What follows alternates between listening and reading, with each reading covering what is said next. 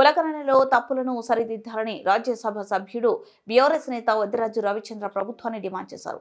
Kamareddy declaration ప్రకారం బీసీలకు 42% quota ఇవ్వాల్సిందేనని, లేదంటే బలహీన వర్గాల ఆగ్రహానికి గురి కావాల్సి వస్తుందని హెచ్చరించారు. తెలంగాణ భవన్లో బీసీ కమిషన్ మాజీ సభ్యుడు కిషోర్ గౌడ్, బీఆర్ఎస్ నాయకులు రఘురాం, శ్రీనివాస్, వివేక్ రాజుతో కలిసి విలేకరులతో మాట్లాడారు. ప్రభుత్వం ఉద్దేశపూర్వకంగానే బీసీల జనాభాను తగ్గించి చూపించిందని ఆరోపించారు. జనాభాలో 51% ఉన్న బీసీలకు కార్పొరేషన్ పోస్టుల భర్తీలో తీవ్ర అన్యాయం జరిగిందని చెప్పారు. మంత్రివర్గంలో కేవలం 2 బీసీలకు అవకాశం ఇవ్వడం ఎంతవరకు సమంజసమని ప్రశ్నించారు.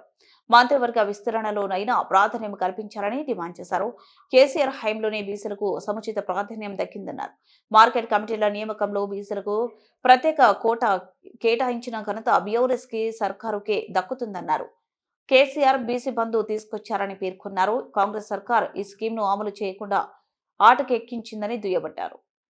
ఈ దీంట్లో దాదాపు 50 లక్షల మందిని చంపేశారు బీసీలను.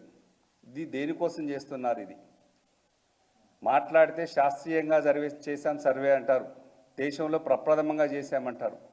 చేసేది చాలా బాగా చెయ్యండి. మీరేదో 57-60 కాలమ్స్తో పోతే, సర్వేలకు పోతే ఊళ్ళల్లోకి జనం మీ ముందుకు వచ్చి డీటెయిల్స్ ఇవ్వడానికి కూడా ఎన్యూమరేటర్ల దగ్గర కూడా రాలేదు. జనం భయపడ్డారు.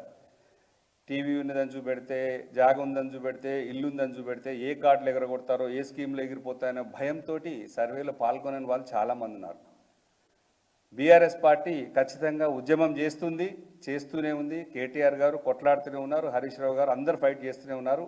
ఇవన్నీ దృష్టిలో పెట్టుకొని మీకు అర్థమైంది ఏంటంటే ఈ తప్పుల తడక బయటికి వెళ్ళిపోయింది, బహిర్గతమైంది, ఇది నడవద్దు అని చెప్పేసి గ్రహించి 2014లోనే 3,64,00,000 మంది కేసీఆర్ గారు చూపెడితే మనం 3,54 చూపెట్టాము.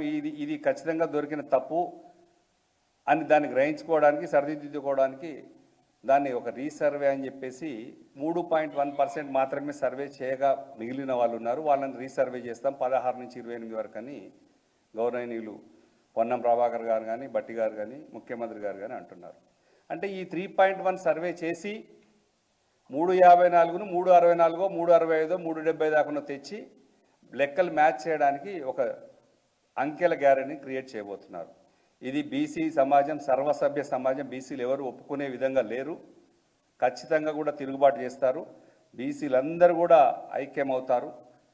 ఈ ఐక్య కార్యాచరణ కూడా చేపట్టబోతారు బీసీలందరూ కూడా.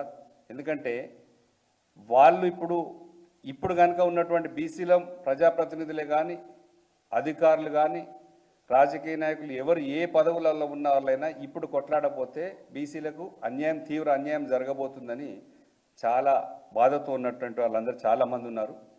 చాలా రకంగా ఇబ్బంది పడుతున్నారు. మీరు కాంగ్రెస్ పార్టీ వాళ్ళు చేసినటువంటి సర్వేలో ఉన్నటువంటి పిసిసి ప్రెసిడెంట్ మహేష్ గౌడ్ గారు కూడా బీసీఏ, బీసీ శాఖ మార్చులు పొన్నం ప్రభాకర్ గారు కూడా బీసీఏ.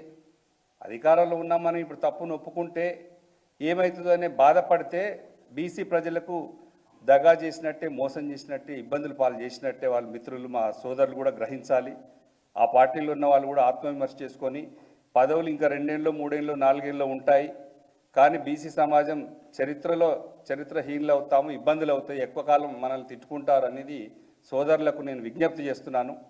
దీన్ని తప్పును సరిదిద్దుకుంటే